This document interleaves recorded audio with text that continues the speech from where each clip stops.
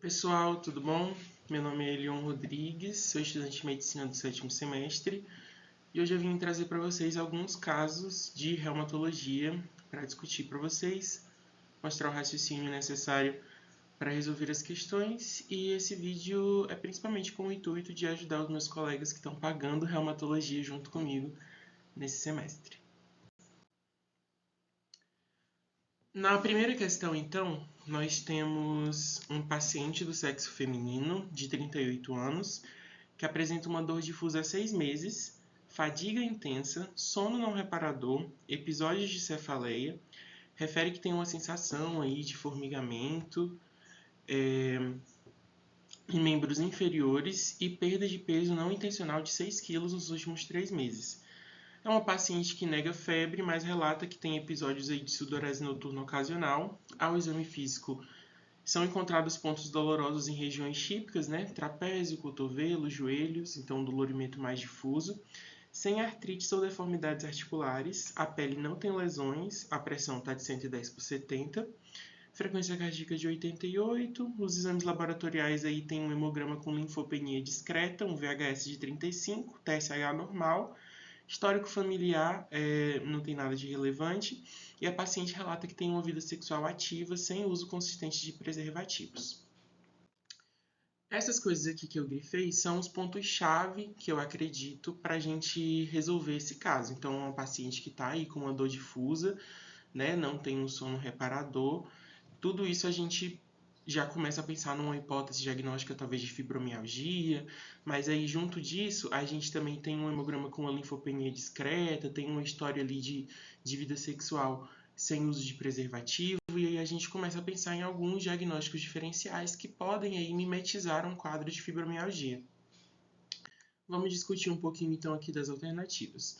Na letra A fala que a linfopenia sugere um quadro de lúpus eritematoso sistêmico.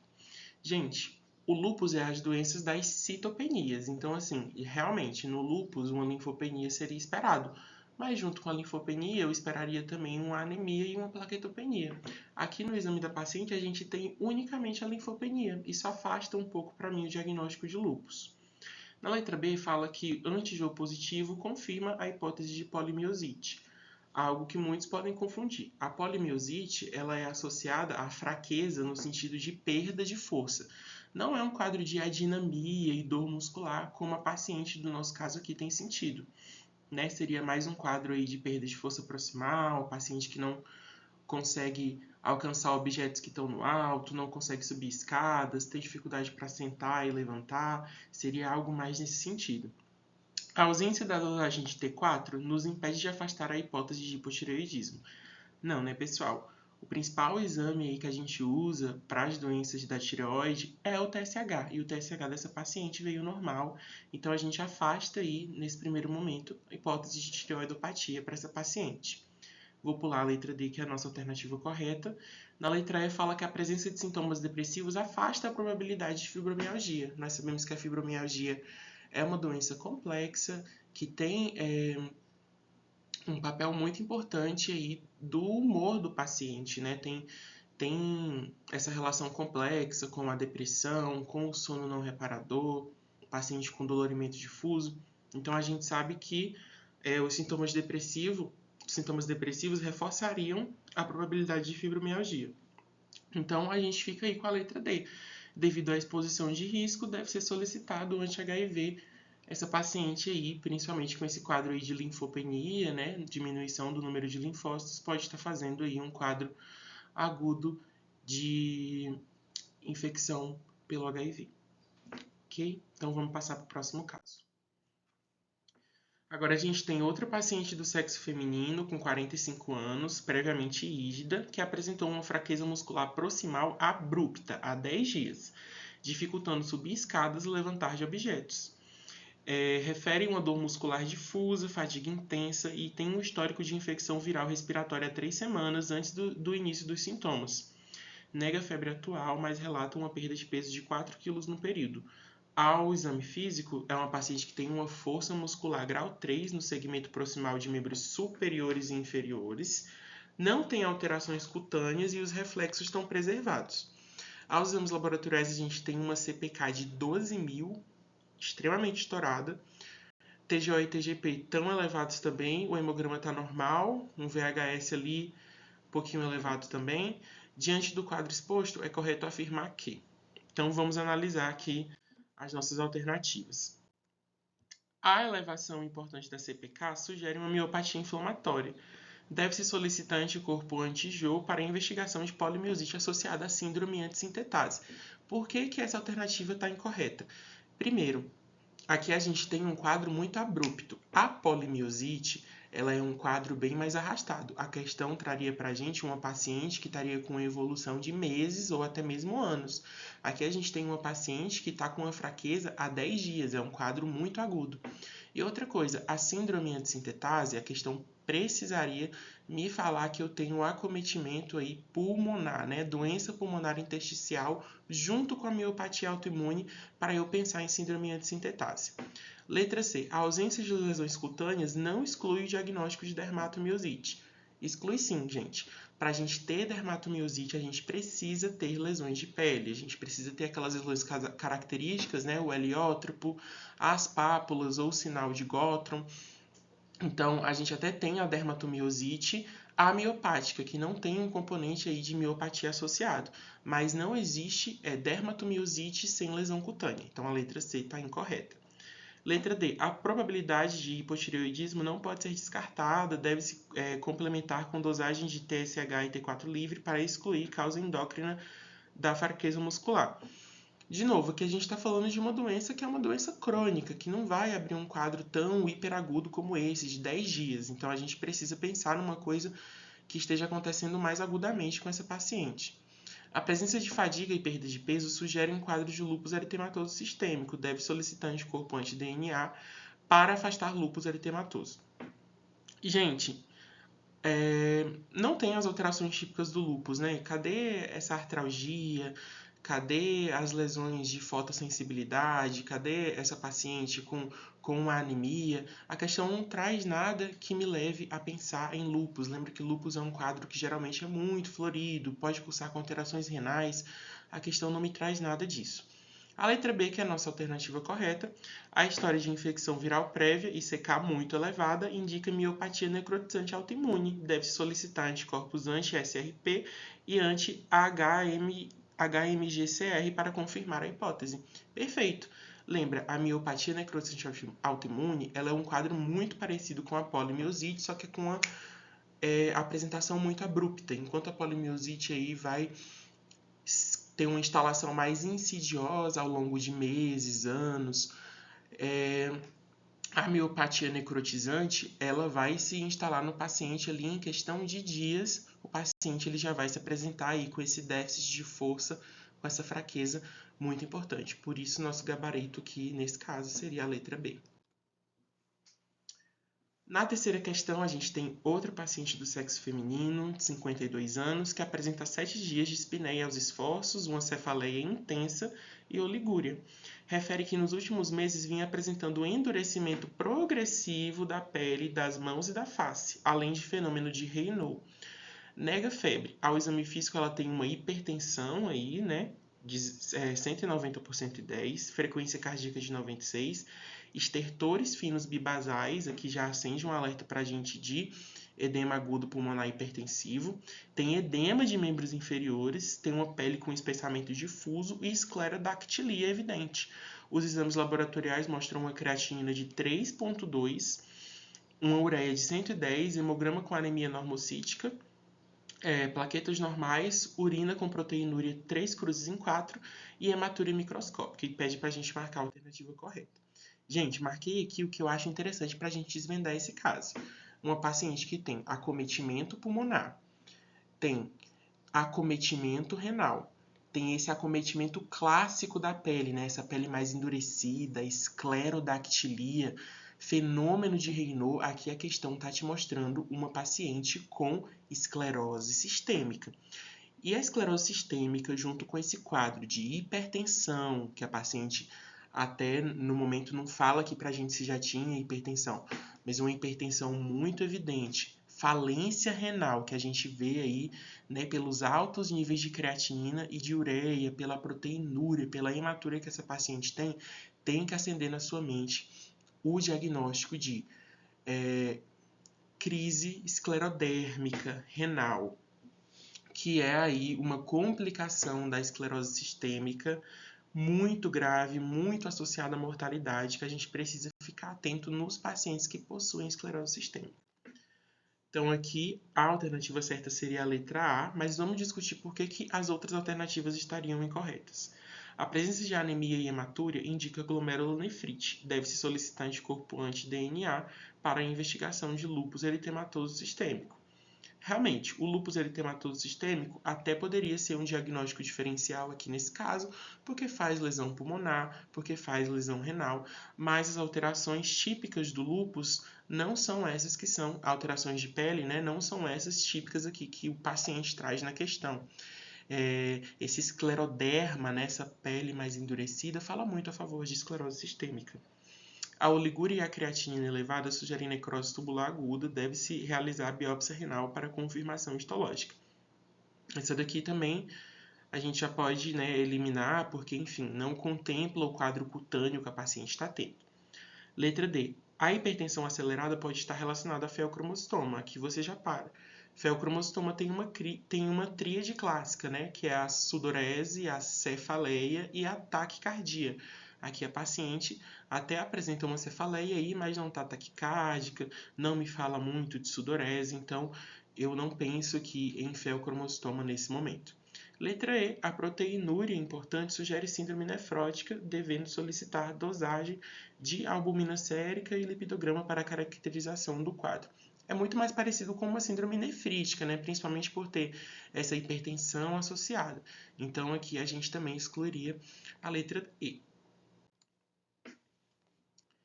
No caso 4, a gente tem novamente uma paciente do sexo feminino, dessa vez tem 49 anos, é professora, e ela procura o nosso atendimento por apresentar há 8 meses uma boca seca, dificuldade para engolir alimentos sólidos, sensação constante de areia nos olhos, relata que precisa usar colírios lubrificantes várias vezes ao dia, e tem queixas aí também de fadiga persistente, tem uma dor articular leve nas mãos, e nos últimos 3 meses ela percebeu um aumento discreto das glândulas parótidas. Ao exame físico, a gente percebe uma mucosa oral seca, ausência de saliva ao estímulo, e uma conjuntiva ali muito hiperemiada, glândulas parótidas palpáveis e endurecidas. Ao exame prévio, a paciente tem um FAM positivo, um hemograma normal, uma função renal preservada, e diante do quadro, ele pergunta aqui qual a melhor forma de determinar o diagnóstico e um rastreio que seja pertinente. Gente, diante desse exposto aqui, né? Boca seca, olho seco, disfagia, tem que acender na sua mente uma luzinha aí para o diagnóstico de doença de Sjögren, né? Então, assim, tendo em vista que a principal hipótese diagnóstica aqui nesse caso é de doença de Sjögren, a gente sabe que um rastreio que é muito pertinente da gente fazer para esses pacientes, já que é uma doença que cursa com infiltrado linfocítico, é pesquisar linfomas, porque a doença de Sjögren tem essa característica de ter aí até um paciente que é portador de doença de Sjögren, ele tem 10 vezes mais chance de ter linfoma do que um paciente que não possui a doença. Então, é sempre importante fazer o rastreio para linfoma para esses pacientes, porque o risco da doença degenerar para um linfoma é muito alto. Então, vamos procurar aqui uma alternativa que diga mais ou menos isso que a gente acabou de falar. A confirmação diagnóstica depende da pesquisa de anticorpos anti-LA. Aqui já acaba. Anti-LA pode ser positivo na doença de Sjögren, mas não é um critério diagnóstico. Dos anticorpos aí, né, que fazem parte do grupo dos anticorpos antinucleares, né, cujo FAM é um grande exame de rastreio, inclusive essa paciente tem positivo, o mais característico de doença de Sjögren é o anti-Rho, não o anti-LA. Então aqui a gente já descarta. O anti-LA não é critério diagnóstico. Letra B. A avaliação da função lacrimal é essencial nesse caso. Não, gente. Para que eu vou fazer a avaliação do teste de Schimmer para uma paciente que eu já sei que tem um olho seco? Não preciso fazer esse diagnóstico. A paciente já me contou na história que ela tem né, essa dificuldade, que ela precisa estar sempre usando colírios ali, eu não vou expor a minha paciente a um teste de shimmer, que é um teste super desconfortável, sim, pela história eu já consigo entender que ela tem uma produção lacrimal insuficiente. E se a gente for olhar lá nos critérios diagnósticos de Sjögren, o teste de shimmer positivo me dá 1 ponto, enquanto tem outras condições aí que acabam me dando 3 pontos, que junto com a clínica já seria suficiente aí para fechar o meu diagnóstico. Lembrando que eu preciso de no mínimo 4 pontos para fechar o diagnóstico de Sjögren. Então, o que vai me falar mais a favor aqui não é um teste de shimmer positivo. A letra C acaba esbarrando justamente nisso. Cintilografia das glândulas salivares? Para quê? Eu já sei que a glândula salivar da minha paciente está hipofuncionante, ela está produzindo pouca saliva, tá? Então não é tão interessante. A letra E também esbarra nisso, né? Fazer teste de fluxo salivar não estimulado? Ok, você pode até fazer, mas é o que vai te trazer ali realmente um esclarecimento diagnóstico do quadro? Não é isso, tá? Agora a letra D, né? Biópsia das glândulas salivares menores com infiltrado linfocitário é o que vai te dar o diagnóstico de doença de Sjögren junto com a clínica, porque vale 3 pontos lá nos critérios diagnósticos do Colégio Americano de Reumatologia. E a gente também tem que fazer o rastreamento para linfoma, principalmente o linfoma não Hodgkin, porque existe um grande risco de degeneração linfomatosa da doença de Sjögren. Quinta questão, novamente uma paciente do sexo feminino. É o grande perfil das doenças reumatológicas, não tem jeito. Aqui a gente tem uma paciente de 34 anos. Então, ela procura o atendimento por lesões cutâneas há 3 semanas. E essas lesões cutâneas elas têm algumas características bem interessantes. É um eritema violáceo periorbitário com discreto edema e tem também um rash malar fotossensível que polpa os sulcos nasolabiais.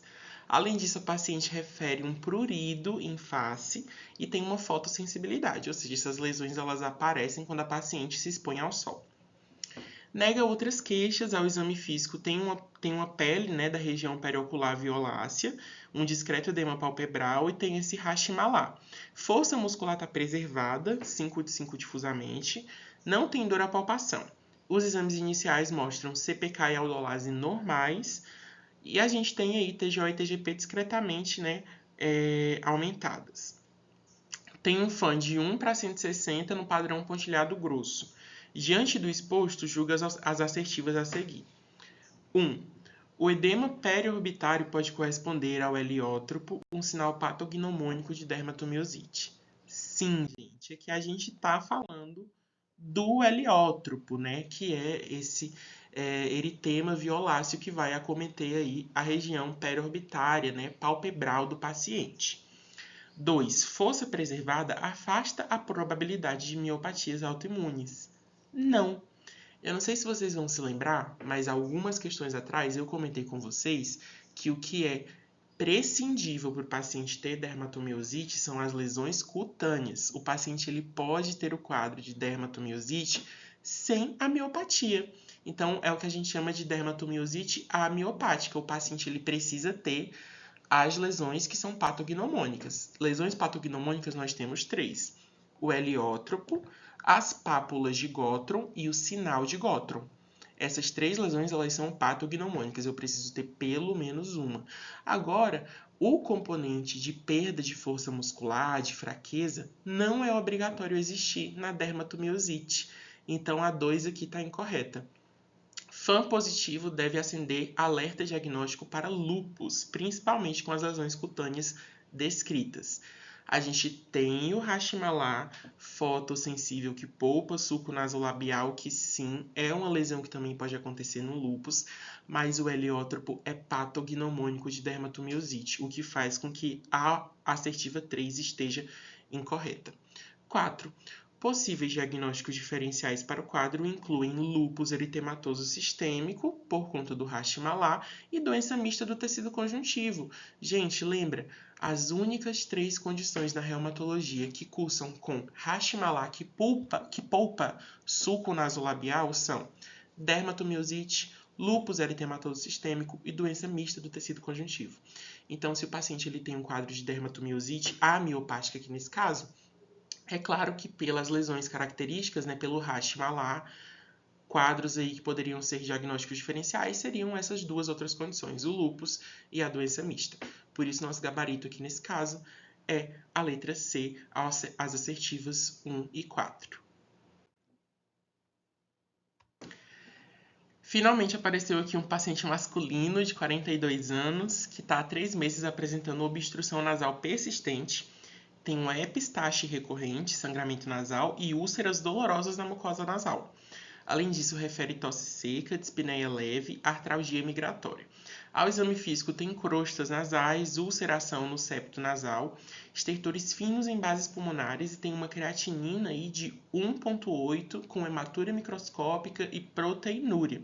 O raio-x de tórax mostra aí nódulos bilaterais. Gente, um quadro de rinite crônica junto com síndrome pulmão-rim, ou seja, esse acometimento pulmonar, né, esses nódulos pulmonares, os estertores nas bases, junto com esse quadro renal, a creatinina estourada, deve acender na sua mente o diagnóstico de poliangeite com granulomatose ou granulomatose de Wegener, né, que era o nome antigo. Então, aqui está pedindo, né, para a gente marcar a alternativa correta. Vamos ver, ó. A alternativa correta aí seria a letra B, pesquisa de anticorpo, né? Anti-PR3, que é o C-ANCA, marcador clássico da poliangeite com granulomatose ou granulomatose de Wegener. Quando que a gente pensa nessa doença? Quando a gente tem um paciente com um quadro de rinite crônica, né? Ou sinusite crônica, uma sinusiopatia crônica, junto com síndrome pulmão-rim, que é o caso desse paciente aqui. Vamos ver por que as outras não estão corretas? Na letra A, fala que o padrão aí seria de P-ANCA. A gente sabe que a granulomatose de Wegener tem um padrão C-ANCA, né? Um padrão de ANCA citoplasmático. Então, aqui a gente já excluiria. Letra C, tá falando aí para dosar anti-DNA para excluir lúpus eritematoso sistêmico. Primeiro, paciente masculino. Já fala bastante contra, né? Apesar do lúpus poder ocorrer em homens, é assim infinitamente menos comum que em indivíduos do sexo feminino. Pesquisa de anti-Jô para descartar a polimiosite. O paciente não tem queixa de fraqueza muscular, então não tenho que pensar em polimiosite nesse caso. Anti-Rho para investigar síndrome de Sjögren. Ok, o quadro aí de úlceras, né, na mucosa nasal, pode até falar um pouquinho, mas me falta falar de um olho seco, me falta falar de xerostomia. Então, aqui a gente acaba afastando um pouquinho o diagnóstico aí de síndrome de Sjögren. Realmente aí o paciente, né, com esse quadro clássico de sinusiopatia mais síndrome pulmão-rim tem que acender na sua mente um alerta para poliangeite com granulomatose. E se a gente pensar no principal diagnóstico diferencial, que é a poliangeite eosinofílica, né? Gente, nesse caso o paciente teria um histórico aí de atopia, então traria um paciente com histórico de dermatite atópica, de asma, de rinite alérgica, que não é o perfil aqui desse paciente, tá bom? Então é isso, sigamos para a próxima questão. Aqui a gente volta com as pacientes femininas, dessa vez a gente tem uma de 28 anos, que apresenta aí uma fadiga, febre baixa, dor em membros superiores ao esforço há 2 meses. Aqui já tem que acender um alerta. Como assim você está tendo dor ao esforço em membros superiores? Claudicação intermitente em membro superior, isso aí já tem que acender uma luzinha na sua cabeça para você pensar em vasculite, porque, lembra, claudicação intermitente é muito mais comum em membros inferiores. Se acontece nos membros superiores, você já tem que acender aí na sua cabeça aí, pensando que isso pode ser uma vasculite, que pode ser primária ou secundária, não se esqueçam. Refere também cefaleia e tontura. Ao exame, tem pulsos radiais diminuídos bilateralmente, tem uma PA de 150 por 90 em membro inferior, e quando você vai ver a PA do membro superior, está 90 por 60, e a paciente tem um sopro em subclávia. Gente, aqui a gente está falando, agora a gente tem certeza que a gente está falando de uma vasculite primária, que é a arterite de Takayasu, que vai pegar aí a aorta e seus grandes ramos, principalmente aí as artérias da cervical e do membro superior da paciente. E qual que é a avaliação complementar que vai me confirmar esse diagnóstico? Já está descrita aí na letra A, é a angiografia, que pode ser por ressonância magnética, por arteriografia ou por tomografia computadorizada, que vai mostrar aí e estenoses e aneurismas nos grandes vasos. Tá certo? Letra B, por que tá errada? Vasculite de pequenos vasos. Não, aqui a gente está falando de vasculite de grandes artérias, principalmente a aorta e seus ramos. Não tem nada que dosar ANCA para esse paciente. Dosagem do anticorpo anti-DNA para descartar lúpus. Não tem nada que me faça pensar em lúpus nesse caso, né? Faltam aí só todas as alterações características para a gente conseguir pensar. Letra D. Ultrassonografia de abdômen para avaliar aneurisma de aorta infrarrenal. A paciente não está com sopro abdominal, está com sopro insubclávia, então assim, por que eu vou pensar num componente de aorta abdominal para esse caso? Teste de Schimmer para descartar a doença de Sjögren. Aqui novamente, não tem, me falta um olho seco, uma boca seca, alterações pulmonares, alterações cutâneas para eu pensar aí em síndrome de Sjögren.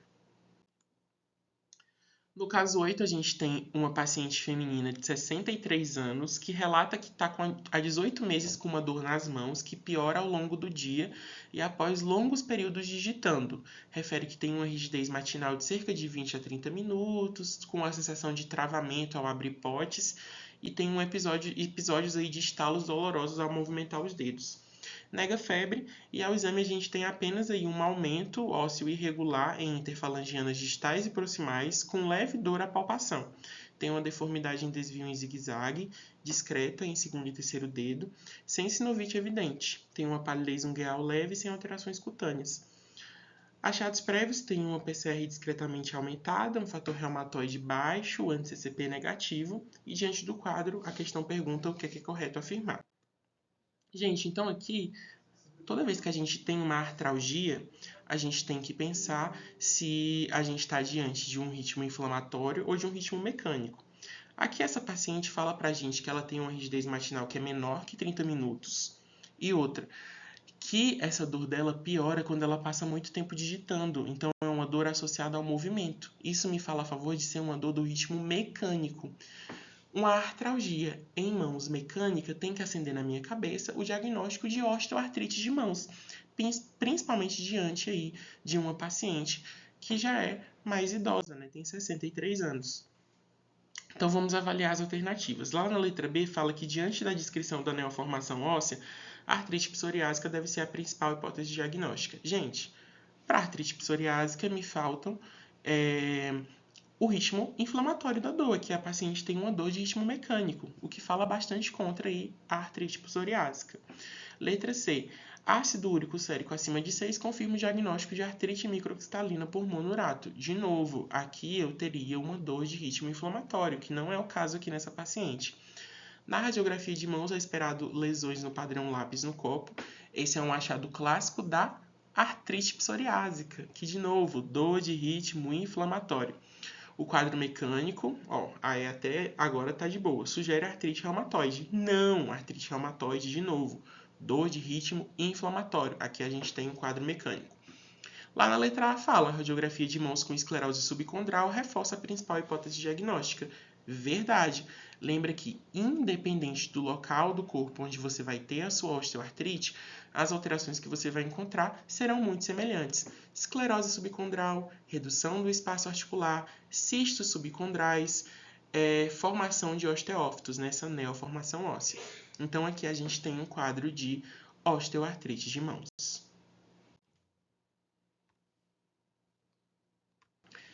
Nessa questão, a gente tem um paciente masculino de 36 anos, é triatleta, apresenta há 3 semanas uma cefaleia pulsátil, zumbido e perdas visuais fugazes. Tem uma dor cervical também com irradiação para a mandíbula. Nega a febre atual, mas relata que há 4 meses ele notou manchas acastanhadas na palma das mãos que desapareceram. Ao exame apresenta uma PA de 160 por 100, pulsos simétricos em membros, sem claudicação, sem artrites, sem lesões cutâneas. Nega tabagismo e etilismo e refere que tem relações sexuais desprotegidas ocasionalmente.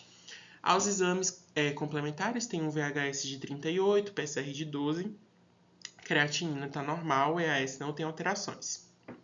Diante do quadro, escolha a alternativa correta. Vamos avaliar aqui essas alternativas. A pesquisa de ANCA deve revelar padrão citoplasmático compatível com granulomatose de Wegener. Gente, Para ter granulomatose de Wegener, lembra, precisa ter síndrome pulmão-rim, então acometimento pulmonar, acometimento renal, e eu preciso ter sinusopatia, eu tenho que ter uma sinusite de repetição, uma sinusite crônica que não resolve com o tratamento adequado. Então, nesse caso aqui, já afasta. A pesquisa de ANCA deve revelar padrão perinuclear compatível com granulomatose eosinofílica. Aqui, de novo, para ter granulomatose eosinofílica, eu preciso de síndrome pulmão-rim junto com quadros atópicos, quadros de asma, de rinite alérgica, de dermatite atópica. Esse paciente não me refere nada disso.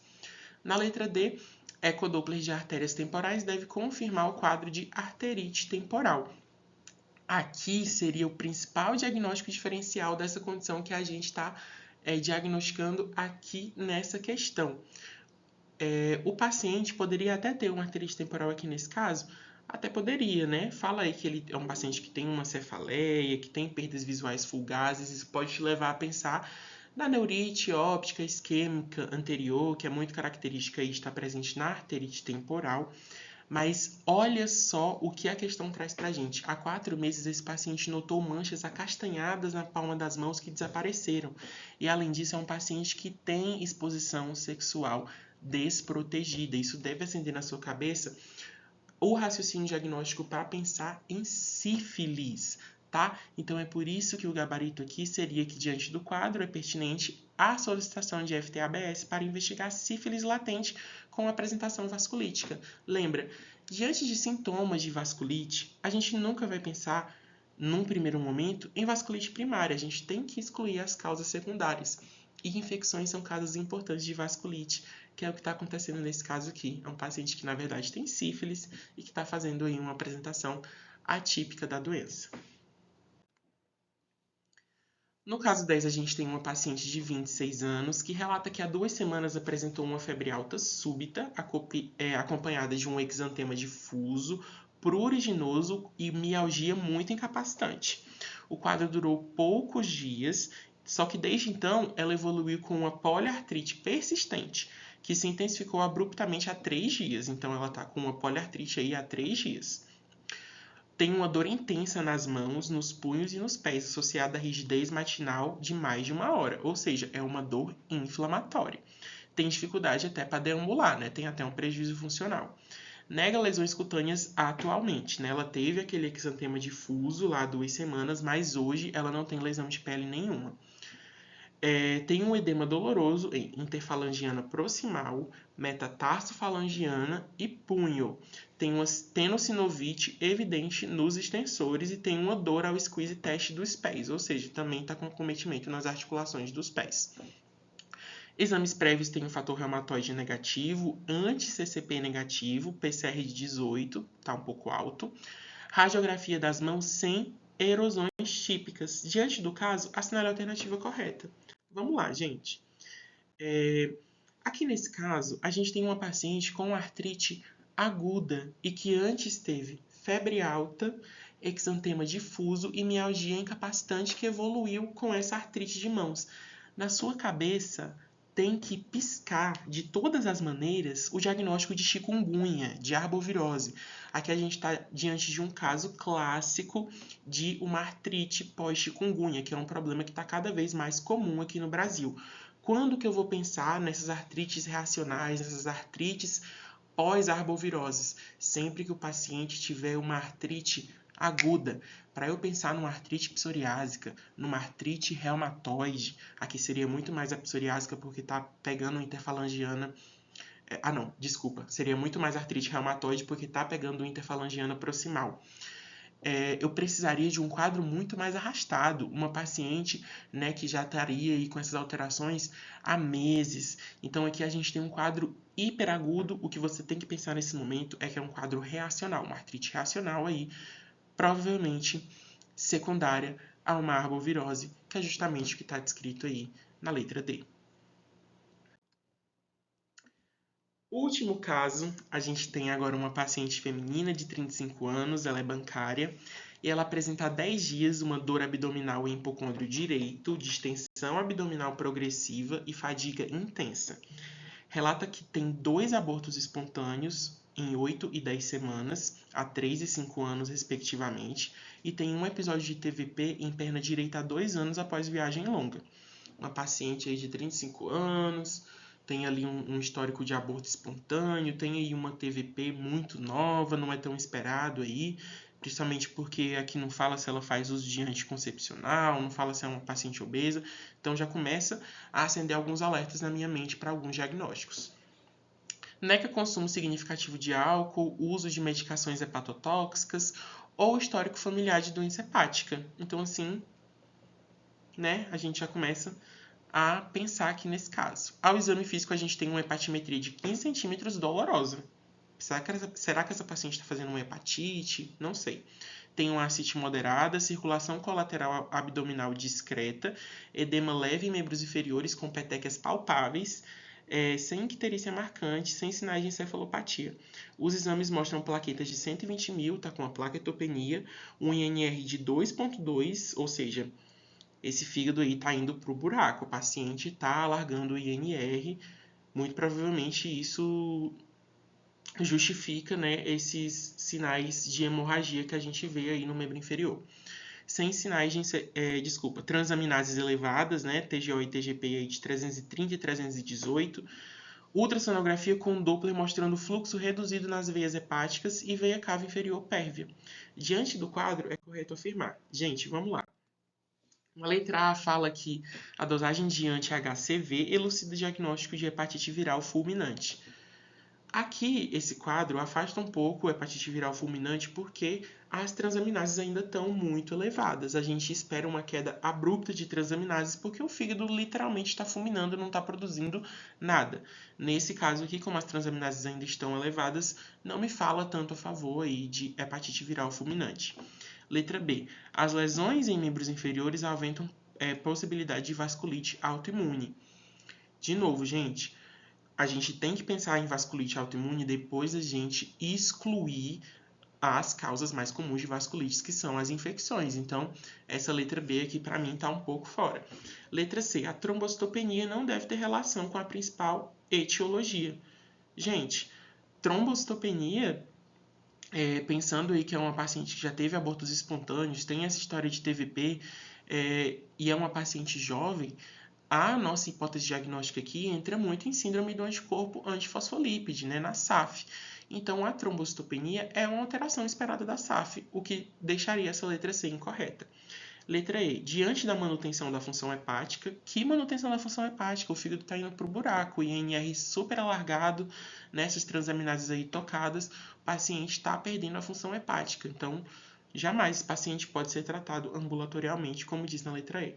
O correto aqui, diante do Doppler, a hipótese diagnóstica é de síndrome de Budd-Chiari secundária SAF, deve ser levantada. Então aqui, gente, é só para mostrar para vocês essa apresentação atípica de síndrome do anticorpo antifosfolípide. Lembra, a SAF é uma doença trombótica que pode causar trombos em territórios arteriais, territórios venosos e em territórios capilares. Nesse caso aqui, ela teve essa apresentação mais atípica que fez uma trombose lá nas veias hepáticas, que fez aí essa insuficiência hepática aguda, que é a síndrome de Budd-Chiari, secundária à síndrome do anticorpo antifosfolípide. Gente, esses foram os casos clínicos que eu trouxe para a gente revisar. Eu espero de verdade que tenha ajudado vocês. Quaisquer dúvidas podem deixar aí nos comentários ou me contactar. E é isso, espero que todos vocês façam uma belíssima prova na segunda. Grande abraço!